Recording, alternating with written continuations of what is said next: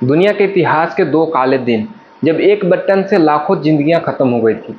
जब अमेरिका ने जापान के हिरोशिमा और नागासाकी में परमाणु बम गिराए थे। लेकिन ये सिर्फ जापान की कहानी नहीं है, एक कहानी है सत्ता की भूख की, एक कहानी है युद्ध की असली सच्चाई की।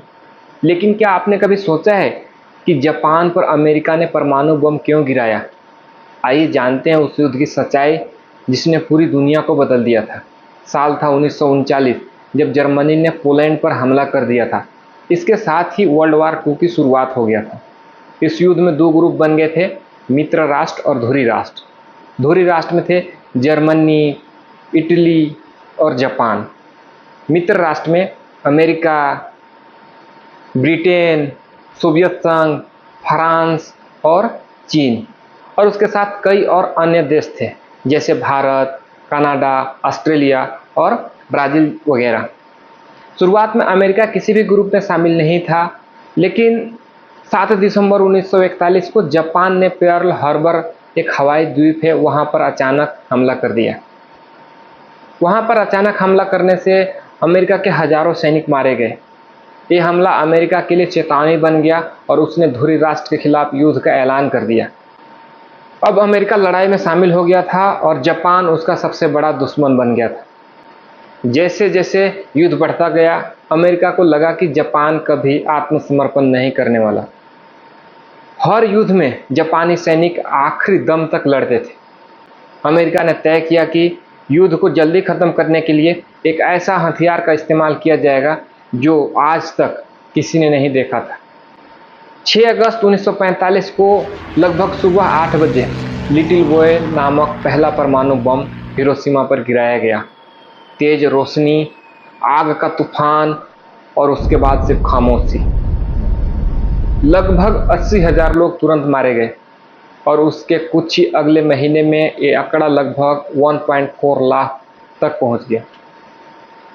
इसके 3 दिन बाद 9 अगस्त 1945 को दूसरा बम फैट मैन गिराया गया दूसरे शहर नागासाकी पर। लगभग 75,000 लोगों की जान चली गई। पानी जहरीला हो गया। ये मानव इतिहास का सबसे बड़ी त्रासदी बन गई। आखिरकार 15 अगस्त 1945 को जापान ने आत्मसमर्पण किया। इसके साथ ही द्वितीय विश्व युद्ध की समाप्ति हो गई। अब हम आगे बात करने जा रहे हैं काइजेन नाम की बुक के बारे में। जापान जब युद्ध की तबाही से जूझ रहा था, हिरोशिमा और नागासाकी में बम गिराए गए थे तो सब चीज़ बिखर चुका था। लेकिन कुछ ही सालों में जापान ने दुनिया को हैरान कर दिया। जैसे टोयोटा, सोनी और होंडा जैसे ब्रांड ने वैश्विक मंच पर कब्जा कर लिया। इसका राज है काइजेन, जिसका अर्थ है निरंतर सुधार करना। जापानी कारखानों में जो काम करने वाले कर्मचारी हैं वो हमेशा छोटे छोटे सुझाव देते रहते हैं, जैसे मशीन के बारे में कि वो कैसा रहेगा तो हमें काम करने में सहूलियत रहेगा, जैसे मशीन को तेज करना, टूल्स को व्यवस्थित करना। इन छोटे छोटे कदमों ने जापान को औद्योगिक महाशक्ति बना दी। काइजेन ने जापान को सिखाया कि छोटे छोटे बदलाव बड़े सपनों को हकीकत बना सकता है। और राइटर कहते हैं कि जिंदगी को बदलने के लिए भारी मेहनत या बड़े रिस्क लेने की ज़रूरत नहीं है, बस हर दिन छोटा कदम उठाएं। मान लीजिए कि आप फिट होना चाहते हैं तो जिम में घंटों बिताने के बजाय हर रोज़ स्टार्टिंग में कम से कम 5 मिनट सैर करें, टहलें। अगर आप कोई कदम उठाते हैं, अगर वो काम नहीं करता है तो उसे सुधार करें और आगे बढ़ें। ऐसे ही जापान के कारखानों में भी हुआ। कर्मचारी छोटे छोटे सुझाव देते थे, अगर वो सुझाव असफल होता था, काम नहीं करता था, उसे बेहतर करते थे। यही सोच काइजेन को प्रभावित बनाती है। और यह किताब हमें बताती है कि काइजेन हर जगह उपलब्ध है और हर जगह काम करता है। जैसे वो आपके स्वास्थ्य में, रिश्ते में, आपके करियर में। अगर आप सेविंग करना चाहते हैं तो हर दिन छोटे छोटे राशि अलग रखें। ये छोटे छोटे कदम समय के साथ जमा होकर चमत्कार करते हैं।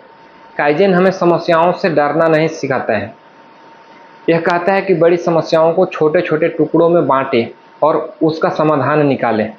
मान के चलिए अगर आपका घर बिखरा हुआ है तो एकदम सब कुछ ठीक करने की कोशिश न करें। हर दिन एक कोना साफ करें, आगे चल के धीरे धीरे सब ठीक हो जाएगा। तो इस बुक से हमें सीख मिलता है कि छोटे छोटे कदमों से सपना सच होते हैं। आज से ही शुरुआत करें, बस एक छोटा सा बदलाव चुनें, जैसे हर रोज़ 5 मिनट सिर्फ पढ़ना है, कोई नई चीज़ सीखना है। ऐसे अगर बदलाव करते हैं तो आपके लाइफ में इम्प्रूवमेंट देखने को मिलेंगे और आप हमेशा आगे बढ़ेंगे।